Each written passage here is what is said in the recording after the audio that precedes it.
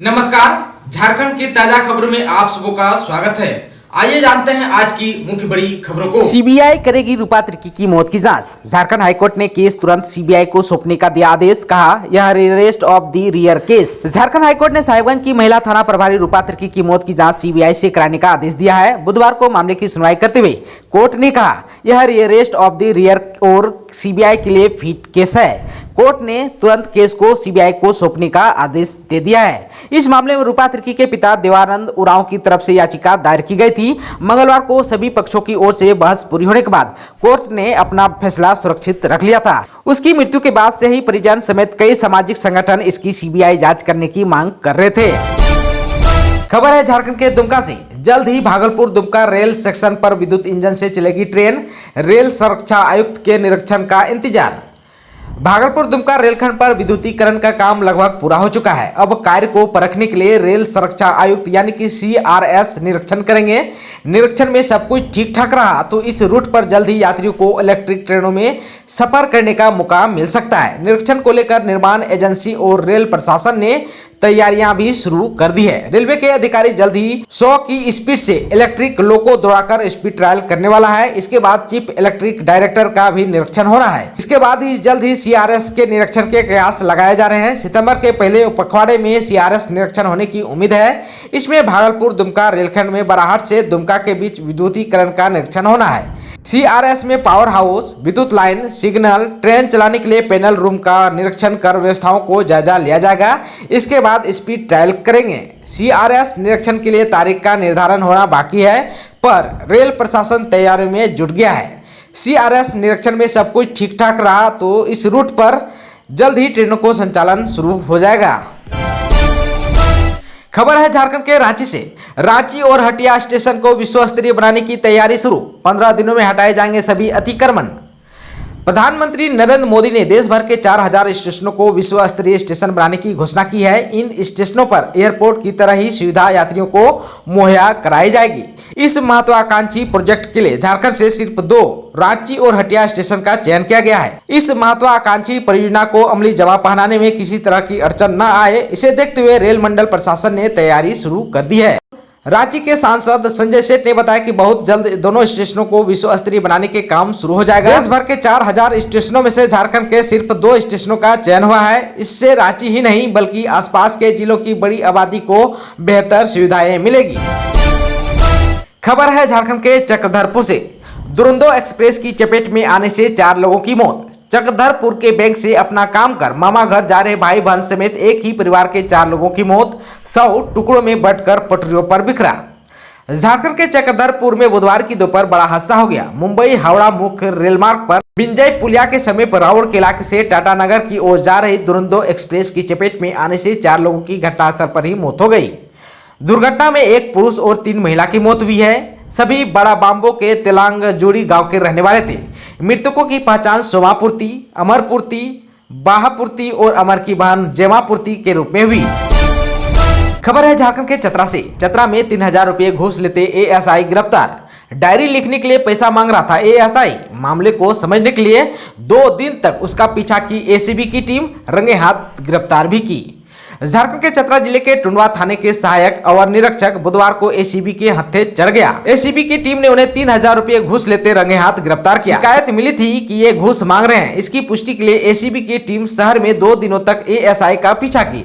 मामला सही मिलने पर रंगे हाथ गिरफ्तार भी कर लिया। आप सबों को बता देना चाहता हूँ कि मिसरौल निवासी राजेश कुमार नामक युवक से एक मामले में डायरी लिखने के एवज में ASI ने रिश्वत मांगी थी। मामला 3000 रुपये में तय हुआ था। युवक पैसे देने से पहले इसकी शिकायत ACB में कर दिया। बुधवार को करीब 11 बजे पूर्वाह्न दंडाधिकारी KKC के नेतृत्व में ACB की टीम टंडवा पहुंची। युवक रुपये दे रहा था। इसी बीच ACB की टीम ने उसे दबोच लिया। गिरफ्तारी के बाद उसे अपने साथ लेकर हजारीबाग भी चले गए। झारखंड में मोटर फिटनेस सर्टिफिकेट लेना हुआ जटिल। फिटनेस टेस्ट के बाद MVI का सिग्नेचर अनिवार्य। राज्य सरकार ने मोटर वाहन के फिटनेस टेस्ट के नियमों में फिर बदलाव किया है और मोटर व्हीकल्स इंस्पेक्टर की शक्ति फिर बढ़ा दी है। सुप्रीम कोर्ट के आदेश एवं महाधिवक्ता के परामर्श के बाद राज्य के ऑथराइज्ड टेस्टिंग स्टेशन पर प्रभावकारी नियंत्रण एवं वाहनों की गुणवत्तापूर्ण फिटनेस जांच के लिए यह फैसला लिया है। अब राज्य में वाहनों, बसों इत्यादि की फिटनेस जांच 2 स्तरों पर होगी। वाहन स्वामी और बस मालिकों के लिए वाहन की जांच ऑथराइज टेस्टिंग स्टेशन से कराने के बाद वहां से जारी होने वाले सर्टिफिकेट को संबंधित जिले के मोटरयान निरीक्षक से काउंटर साइन कराना आवश्यक होगा। मोटरयान निरीक्षक के प्रति हस्ताक्षर के बिना दुरुस्ती प्रमाण पत्र अब वैध नहीं माना जाएगा। इस संबंध में परिवहन मंत्री चंपई सोरेन के अनुमोदन पर संयुक्त परिवहन आयुक्त परिवहन विभाग झारखंड ने आदेश जारी कर दिया है। झारखंड में धीमी पड़ी कोरोना की रफ्तार, 12 मामले हुए हैं दर्ज। झारखंड में कोरोना वायरस के मामले में लगातार गिरावट दर्ज की जा रही है। स्वास्थ्य विभाग के आंकड़ों के अनुसार राज्य में अभी 130 कोविड के एक्टिव मरीज हैं। पिछले 24 घंटे में कुल 69,856 सैंपल की जांच की गई, जिसमें से 12 नए केस सामने आए। उनमें से बोकारो से 2, देवघर, धनबाद और गोड्डा से 1-1, जामताड़ा में 3, रांची से 2 और सिमडेगा और पश्चिमी सिंहभूम से 1-1 कोरोना के केस मिले हैं। पिछले 24 घंटे में झारखंड के 16 जिलों में कोई भी नया कोरोना का केस नहीं मिला है, जबकि 20 मरीज स्वस्थ होकर घर चले गए हैं।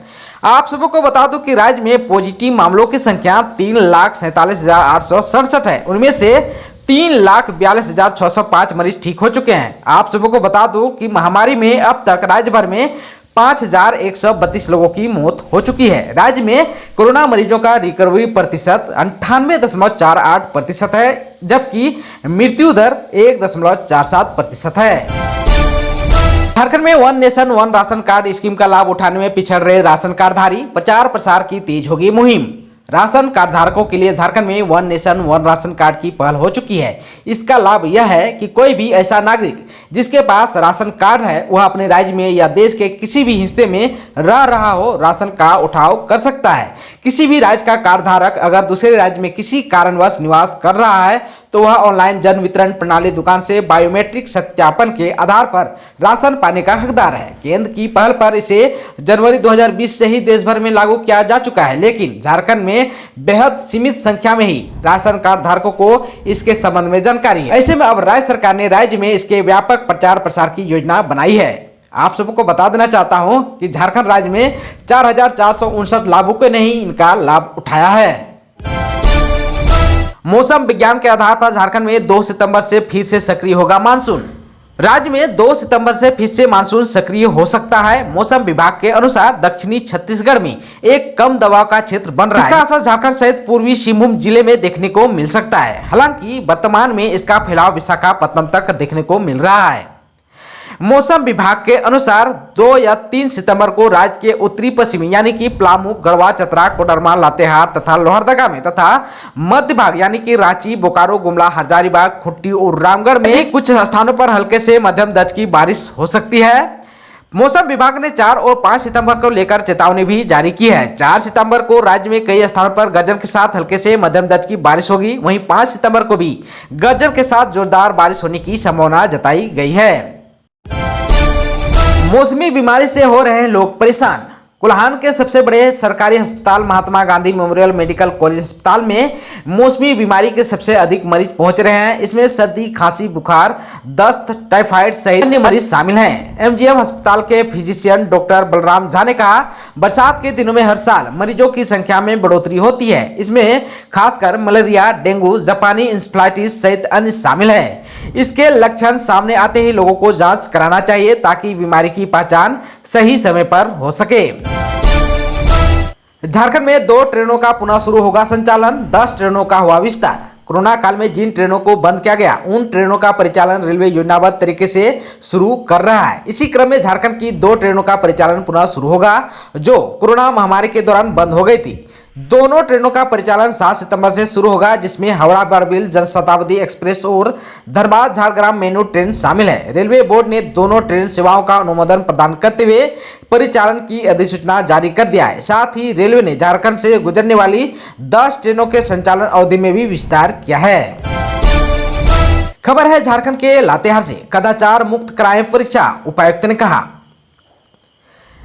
19 सितंबर को झारखंड लोक सेवा आयोग द्वारा आयोजित झारखंड असैनिक संयुक्त सेवा प्रारंभिक प्रतियोगिता परीक्षा के सफल क्रियान्वयन को लेकर समाहरणालय सभागार में बैठक की गई। अध्यक्षता उपायुक्त अबू इमरान ने की। उप निर्वाचन पदाधिकारी बंधन लोंग के द्वारा जेपीएससी द्वारा परीक्षा को लेकर दिए गए गाइडलाइंस एवं बनाए गए परीक्षा केंद्रों की जानकारी दी गई। बताया गया कि जिले में कुल 32 परीक्षा केंद्र बनाए गए हैं, जिस पर उपायुक्त के द्वारा झारखंड लोक सेवा आयोग के द्वारा निर्धारित मापदंड के अनुसार परीक्षा संचालन करने के लिए निर्देशित भी किया गया। उपायुक्त के द्वारा प्रखंड विकास पदाधिकारी, अंचल अधिकारी, थाना प्रभारी एवं प्रखंड शिक्षा प्रसार पदाधिकारी को निर्देश दिया गया कि परीक्षा केंद्रों में संयुक्त रूप से निरीक्षण कर रिपोर्ट सौंपे एवं परीक्षा केंद्रों में मूलभूत सुविधा सुनिश्चित करने को लेकर निर्देशित किया।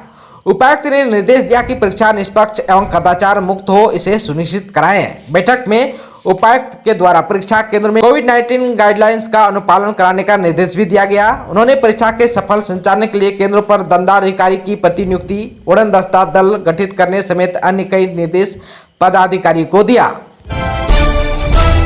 झारखंड में ईडी की बड़ी कार्रवाई, रांची में पूर्व मंत्री इनोस एक्का की संपत्ति जब्त। ईडी ने मनी लॉन्ड्रिंग एक्ट में बुधवार को messrs Ekka construction private limited की रांची के कोयलेरी और मांझी स्थित 6,25,000 रुपये की संपत्ति को अपने कब्जे में कर लिया। यह संपत्ति आय से अधिक संपत्ति के मामले में सजा काट रहे पूर्व मंत्री इनोस एक्का की है। इनोस एक्का को ईडी की विशेष अदालत ने मनी लॉन्ड्रिंग एक्ट में दोषी पाते हुए 7 साल की सश्रम कारावास और 2 करोड़ रुपए के जुर्माना की सजा सुनाई थी। जुर्माना की राशि नहीं देने पर 1 साल का अतिरिक्त सश्रम कारावास की सजा काटने का आदेश था। आप सबको बता दूं कि इनोस एक्का पूर्व मुख्यमंत्री मधु कोड़ा की सरकार में 12 मार्च 2005 से 19 सितंबर 2008 तक ग्रामीण विकास, NRIP, परिवहन, पंचायत राज और बिल्डिंग कंस्ट्रक्शन विभाग के मंत्री थे। रांची स्थित ईडी की विशेष अदालत ने 21 मार्च 2020 को पूर्व मंत्री इनोस एक्का को 22,38,40,247 रुपए की मनी लॉन्ड्रिंग का दोषी पाते हुए सजा सुनाई थी। दोस्तों, अगर आप चैनल पर नए हैं तो प्लीज़ चैनल को सब्सक्राइब कर बेल आइकन को दबा दीजिए ताकि खबरों का अपडेट आपको मिलता रहे।